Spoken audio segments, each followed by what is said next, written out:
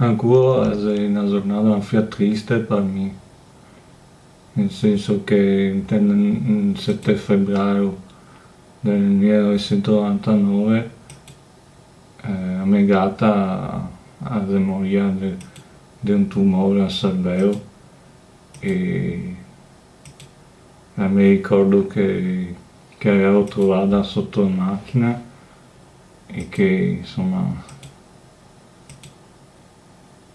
pian pianero a sega a diventare una gatta di casa perché all'inizio era selvatica e era tanto tenera perché mi veniva ricarica lei. Dunque un pensiero a te, Miccia, alla tua dolcezza.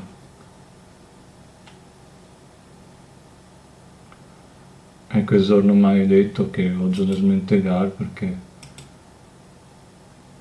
vedere un animale così. Infatti non, io sono andato fuori in bicicletta per non vedere la fin che già devo fare.